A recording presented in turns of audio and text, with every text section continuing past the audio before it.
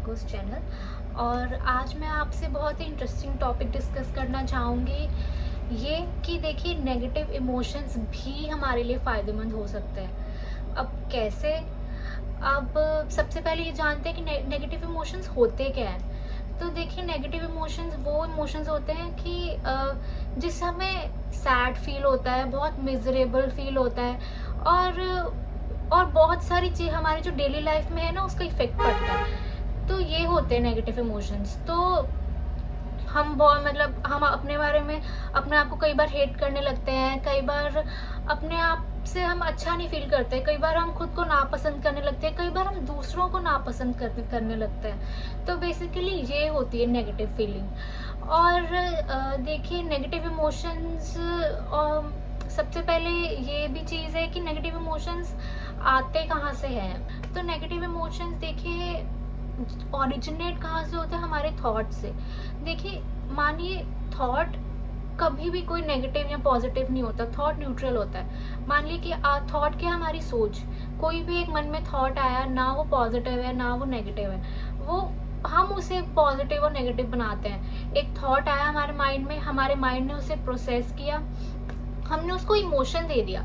अब इमोशन हमारा पॉजिटिव है या फिर नेगेटिव है, तो उससे नेगेटिव इमोशंस आते हैं। एक थॉट कभी भी हमारा नेगेटिव नहीं होता, कभी भी पॉजिटिव नहीं होता। हमारे इमोशंस उसे पावर देते हैं। हमारे अंदर ब्रेन को सिग्नल मिलता है, उसके बाद इमोशंस डेवलप होते हैं, फिर हम उसे पॉजिटिव और नेगेटिव का नाम देते हैं। तो देखिए जो नेगेटिव जो सोच है ना, उसके बहुत सारे तरीके हैं कि हम उसको कैसे हैंडल कर सकते हैं, कैसे अपनी डेली लाइफ में थोड़ा सा प्रोसेस कर सकते हैं।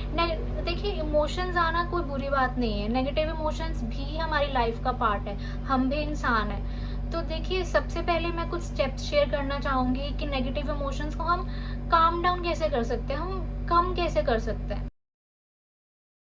चीज़ है कि देखिए हम ना देखिए अपने ना बार बार अपने माइंड में ना चीज़ें रिपीट करते रहते हैं। मान लीजिए कि मेरे साथ कोई इंसिडेंट हुआ, मुझे बहुत बुरा लगा, ये मेरा नेगेटिव इमोशन है, मुझे बहुत बुरा लग रहा है। अब मैं पूरे दिन मेरे माइंड में वही चलता रहेगा, मैं बार बार उस चीज़ के बारे में सोच रही हूँ, अपना मूड ऑफ कर रही हूँ। देखिए हमें ये बार बार रिपीटेशन ना नहीं करनी है अपने माइंड में। एक बार ही तो मन में आ गया कि हाँ उसने मेरे साथ ऐसा किया था, ठीक है जाना दो थॉट। अब जैसे कोई वो थॉट आता है आपके मन में, आप उसे इमोशंस मत दीजिए। देखिए आप इमोशंस दोगे, उसके बाद हमारे एक्शंस बनते हैं। अब आपको नहीं पता कि आप वो एक्शन से आप क्या करोगे। हम मान लीजिए कि आपके बॉस ने आपको डांटा, वो बार बार रिपीट कर रहे हो अपने माइंड में, तो आप उसको एक इमोशन भी दे रहे हो कि आपको गुस्सा आ रहा है, आपको बहुत बुरा लग रहा है, आपको गुस्सा आ रहा है, एंगर आ रहा है। अब आप घर आते हो तो आप अपनी मदर पे या वाइफ पे या फिर बच्चों पे आप गुस्सा निकालोगे। तो देखिए वो एक थॉट से शुरुआत होते होते आपने उसे इमोशन दे दिया, इतना स्ट्रॉन्ग कर दिया, वो एक्शन के तौर पे देखिए कहाँ पे निकल रहा है, अपने बच्चों पे, अपनी फैमिली पे।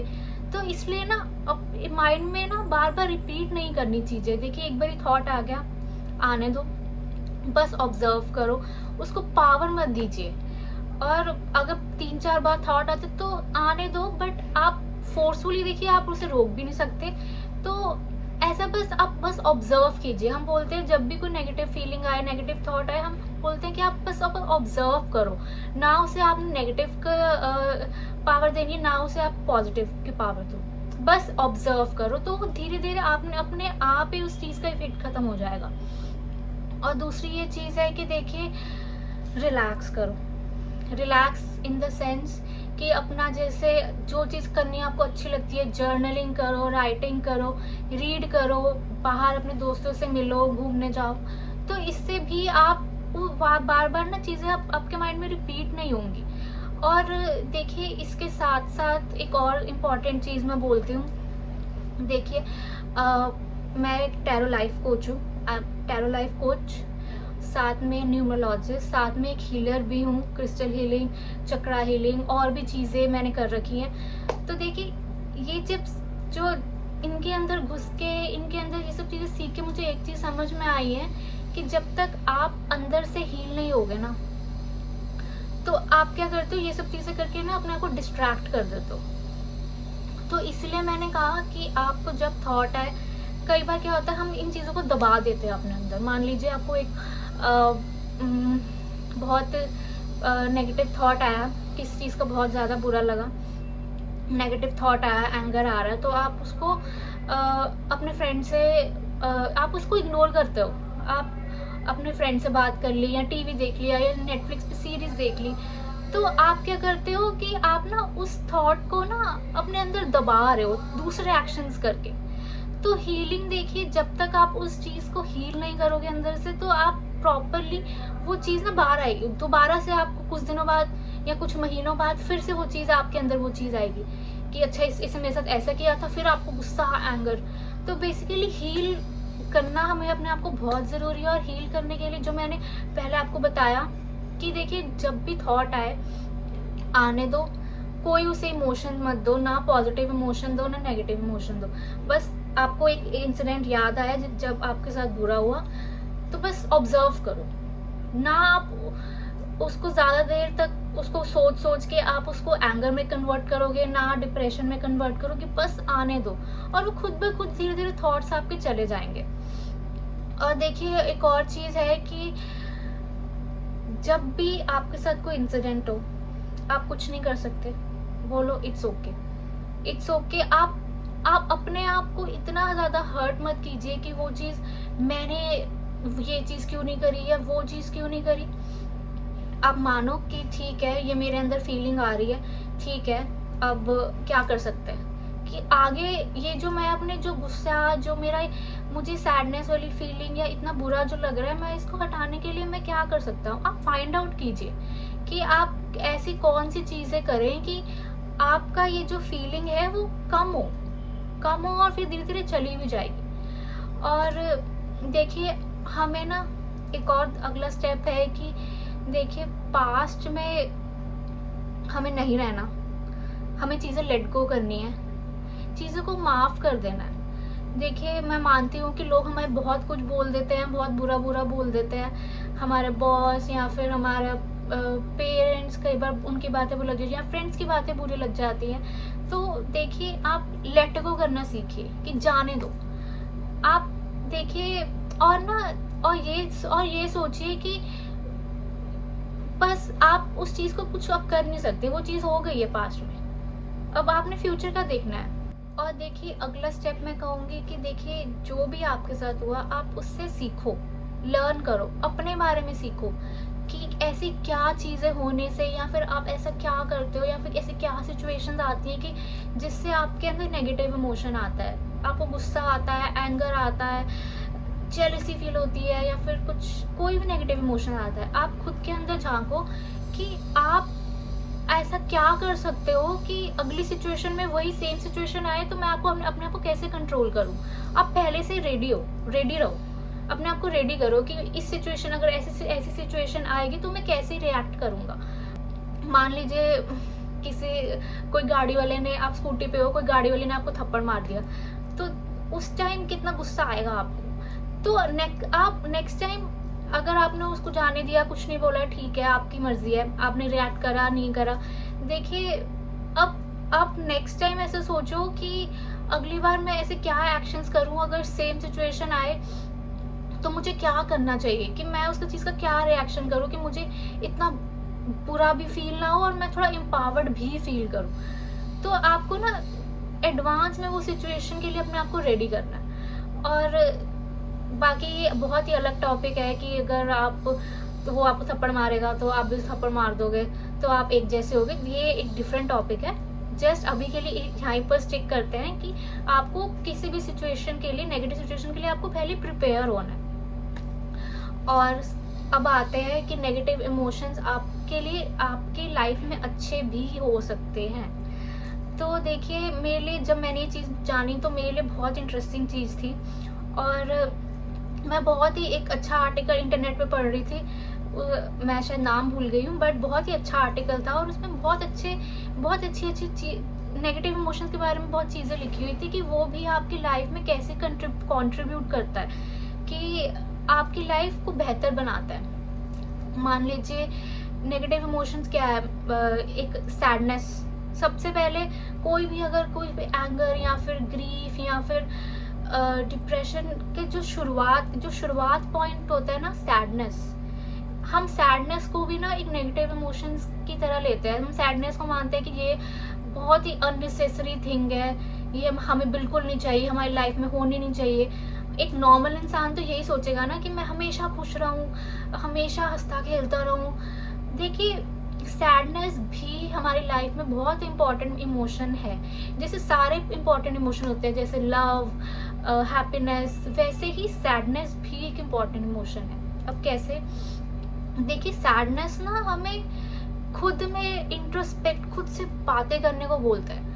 कि जब आप सैड होते हो तो मान लीजिए आप एक अलग जगह पे आप खुद से चीज़ें रिफ्लेक्ट करते हो कि क्या हो सकता है, या फिर आप चीज़ों को एक्सेप्ट करना भी सीखते हो, अडेप्ट करना भी सीखते हो। तो देखिए, सैडनेस को जितना आजकल शायद हमने कुछ ज़्यादा ही उसको लो बना दिया कि हमें खुश रहना है, हमें बिल्कुल उदास नहीं होना, ये वो। तो देखिए, सैडनेस एक नॉर्मल इंसान की मेंटल हेल्थ बीइंग, मतलब एक अच्छा एक साइन भी है कि आप एक अच्छा, आपका मेंटल हेल्थ है। हर कोई इंसान को सैडनेस फील होती है, बट हम उसे प्रोसेस कैसे करते हैं, हम उसे निकालते कैसे हैं, ये बहुत इंपॉर्टेंट चीज़ है। अब अगर आप सैडनेस को अगर आप एंगर में चेंज कर लोगे, तो दूसरे पे मार पीट करोगे, तो ये बहुत ही गलत कॉन्सिक्वेंस हो जाएगा उसका। ये बहुत ही आप गलत तरीके से सैडनेस को प्रोसेस कर रहे हो। मान लीजिए, देखिए, आप किसी चीज़ से सैड हो गए। मान लीजिए कि आप बचपन में आप अपनी मदर को देखते थे कि फादर बहुत वायलेंस करते थे आपकी मदर पे, या फिर बहुत मारते थे, तो आप सैड थे। आपके अंदर से फीलिंग आई कि मेरी जब शादी होगी या मेरी जब बेटी होगी तो मैं उसे पूरा रिस्पेक्ट करूंगा। तो देखिए, सैडनेस ने कैसे आपकी एक पर्सपेक्टिव चेंज किया। अब मान लीजिए कि अगर आप वही बच्चा होते, वही आपके अपने फादर को ऐसे मारते हुए देखते हैं, अपनी मदर को, और ये भी चीज़ है कि आप ऐसे सोचते हैं कि अच्छा, लेडीज तो ऐसे ही रहती हैं, तो मैं भी, मेरी जब शादी होगी या बेटी होगी तो मैं भी उसको ऐसे ट्रीट कर दूंगा। तो देखिए, दो चॉइसेस आ गई। अब ये चीज़ बहुत इंपॉर्टेंट है कि आप किस चीज़ की तरफ जाते हो, उसको प्रोसेस कैसे करते हो। सैडनेस भी हमारी लाइफ का पार्ट है, और हमें अब उस चीज़ को कैसे प्रोसेस करना है, ये हमें बहुत अच्छे तरीके से देखना है।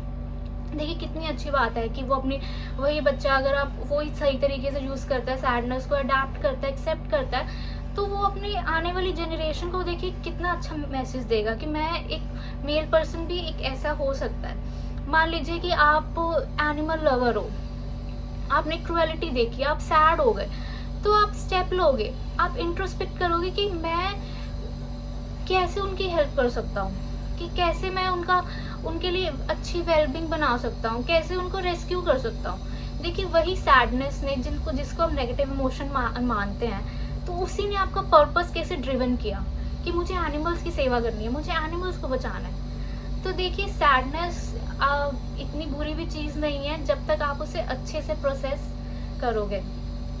और देखिए, सैडनेस एक और चीज़ है, जो सैडनेस है और डिप्रेशन, दोनों में बहुत थिन लाइन है।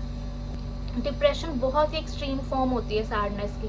अगर आपको ये साइन दिख रहा है कि आप 2-3 हफ्ते हो गए हैं, आपका कहीं पे मन नहीं लग रहा, बहुत सैडनेस है, आपकी एपेटाइट कम हो रही है, आपकी हेल्थ स्लो हो रही है, तो प्लीज़ आप किसी एक्सपर्ट की एडवाइस लीजिए, साइकोलॉजिस्ट या साइकेट्रिस्ट की हेल्प लीजिए।